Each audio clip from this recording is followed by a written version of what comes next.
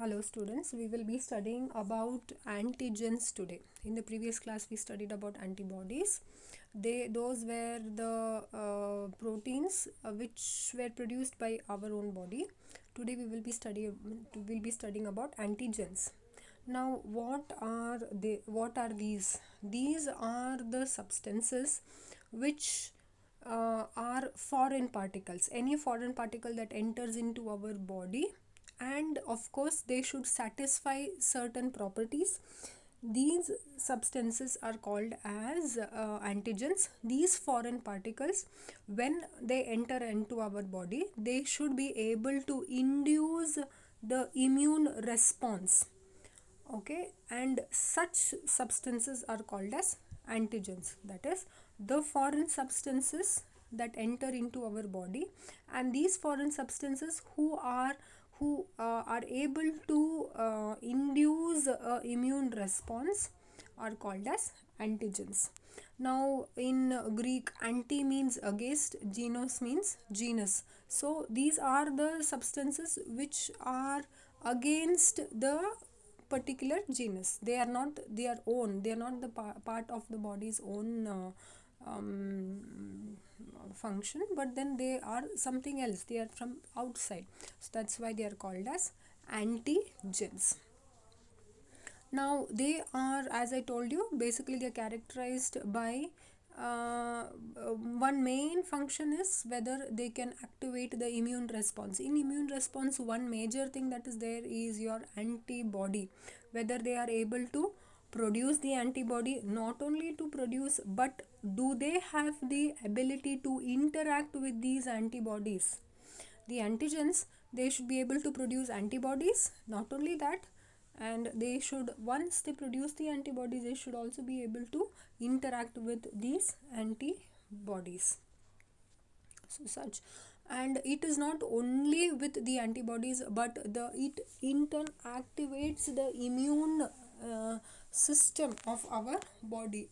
It activates the other immune cells of your body. It is not restricted only to the antibody. As we have already told, this is a substance which, when introduced into our body, stimulates the production of antibody, which reacts specifically in an observable manner, which means every antigen produces a specific antibody, has the capability, or it should have the capability to produce antibody, a specific antibody against itself. Okay, now if we see the structure of, we already have seen the structure of the antibody. If we have to refresh, this is the structure of antibody. It is a Y-shaped structure, and it has a heavy chain and light chain. Will not go into the details of it. This part of the antibody is the variable region. Variable region is the part where the antigen comes and binds, and the part where the antigen comes and binds is also called as a paratope. Now let us see the structure of an antigen. Can any part of an antigen bind to the antibody? Like, not any part of the antibody could be bound to an antigen. Similarly, the antigen also, any part of the antigen cannot come and bind to the antibody. Now on the antigen, the antigen will have certain structures on itself. Okay, now these structures, basically antigen is again a protein. Generally, most of the time it is a protein. It could be other chemical structures also, but generally it is a protein. Now on the antigen, on the body of the antigen, on the surface of the antigen, there are small fragments. There could be small protein fragments. They are around 10 to 15 amino acids in length. It can also vary depending on the types of antigens. Now these proteins or these structures are called as epitopes. Okay, now these epitopes are those receptors on which the antibody can come and bind to. Not any other surface, but only on these surfaces, only on these epitopes the antibody can come and bind to. These epitopes are also called as antigenic determinants. They are called as antigenic determinants. You can see, to the antigenic determinant the antibody is coming and binding to. and the place where the antibody comes and binds, that is called as a antigen binding site. How many in an antibody, generally IgG, if you consider, there are 2 antigen binding sites. Similarly, in an antigen, how many epitopes will be there? There could be n number of epitopes. There could be as many epitopes in an antigen. Many epitopes could be present on an antigen. Not like an antibody, how there are restricted number of antigen binding sites. Let us see the properties of antigens. First of all, the size of an antigen. The minimum size of an antigen to produce in order to activate the immune system, in order that it should be able to initiate the production of antibody, it should satisfy certain properties. That is its size. It should have a minimum of 10,000 Dalton. If the size is less than 10,000 or less than 10,000 Dalton, it will not be an antigen, because it cannot initiate the production of antibodies, or also it cannot initiate the production or initiate the activation of your immune cells. Generally, if this the example of that is insulin is one such antigen which whose molecular weight is less than 10,000 Dalton.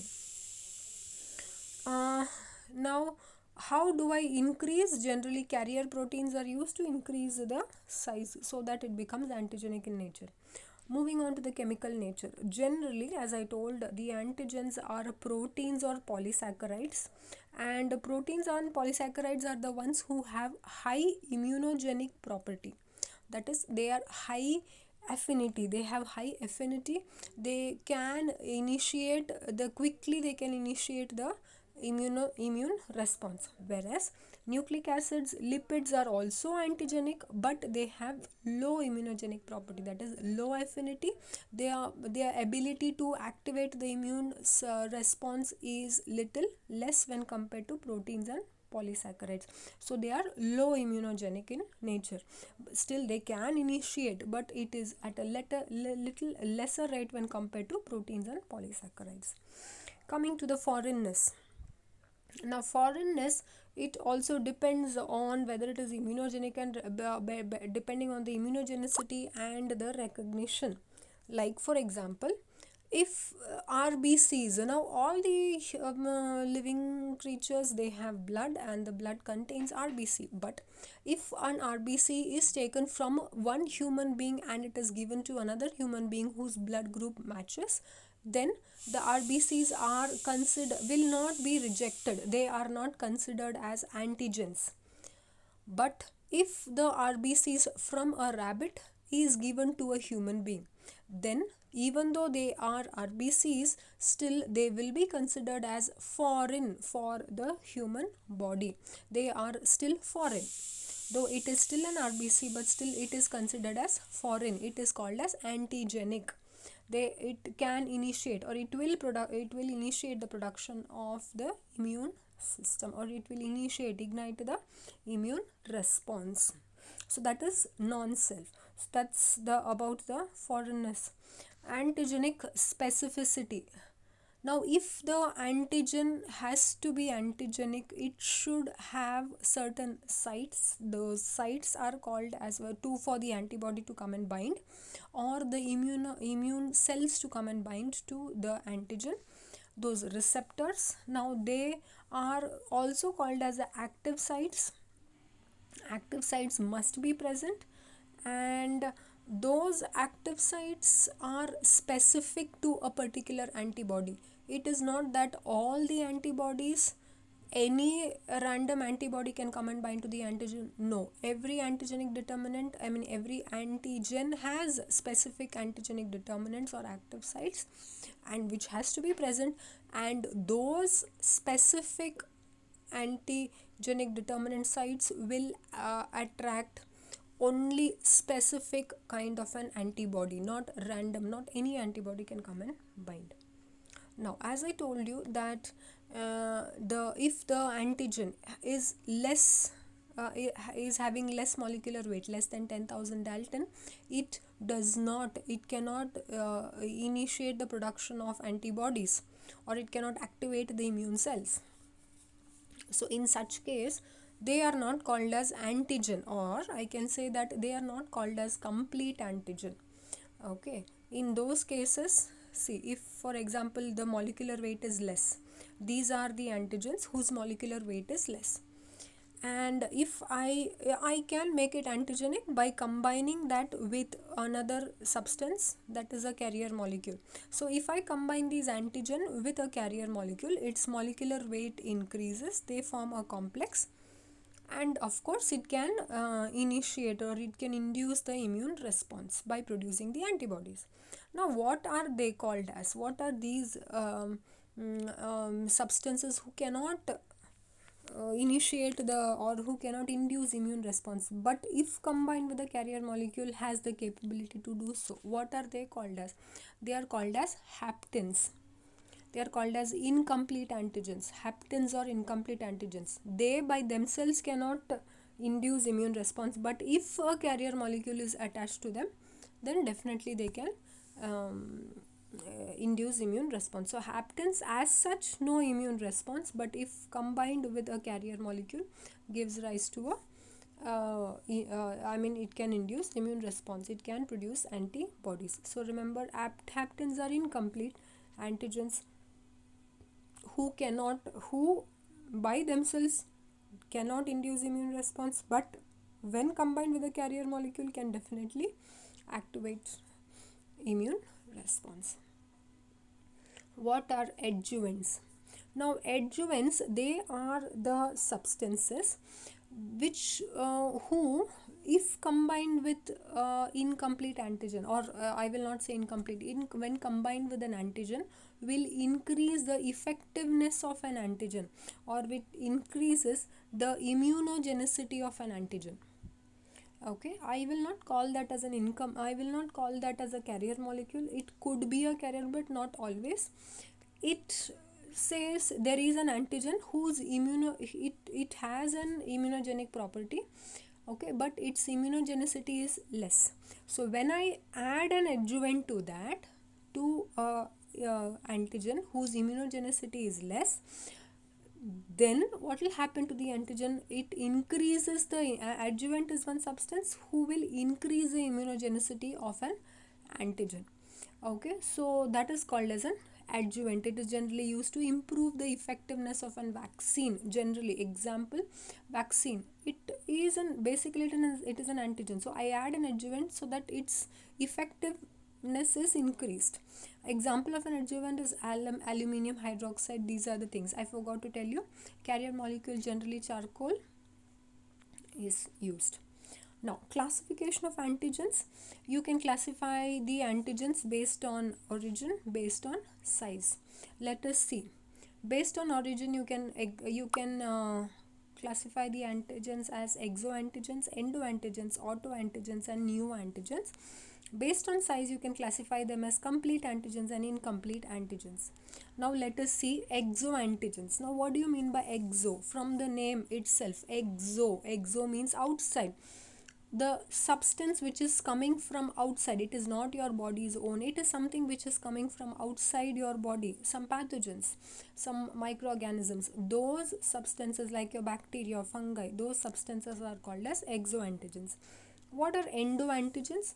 These are the antigens which is present within your body itself. Endo means inside, within your body itself. They have the property to produce antibodies against itself. Okay, like for example, your blood groups. In the blood group, suppose a person is A, which means A positive, which means on the surface of the RBC, antigen A is present. Okay, so this is this is an example of an endoantigen. Autoantigens. Now what do you mean by autoantigens? From the name itself, these are the antigens who will identify, that is your body's own cells sometimes will be recognized as an antigen. Your body sometimes recognizes your own body cells. Your immune system sometimes recognizes your own body cells as a foreign substance, or it will identify your own body cells as an antigen. So it will start, your body will start rejecting it, your immune system will start destroying it. Okay, so these are the called as autoantigens, that is your own body cell is identified as an antigen. Generally your person suffering from autoimmune diseases, Graves disease example. Coming to the neoantigens. Now what are these neoantigens? Neoantigens are the antigens, that is the tumor antigens. That means when there is uncontrolled cell division. Cell division happens at a particular rate, but if the division happens uncontrollably, continuously it is dividing, now this will be identified as an antigen, and now your body's immune system will try to destroy this uncontrolled cell death, apoptosis it is called as. Generally this is because of mutation, so that's called as neoantigens. So these are the types of antigens based on origin. Who are those? Exoantigens coming from outside, endoantigens which is present inside your body, autoantigens your own body cells are identified as antigens, neoantigens that is tumor antigens. Other types of based on its weight or based on its thing, that is complete and incomplete antigen. Complete antigen who by itself independently has the property to initiate the immune response, initiate your immunity, immune cells, antibodies, produce antibodies. Incomplete antigens by themselves they cannot produce antibodies, but if a carrier molecule is combined with it, complexed with it, then definitely it can induce the immune activity, or it can produce the antibodies, it can activate the antibody. Those are called as incomplete antigens. So these are the different properties of antigens. Thank you, students.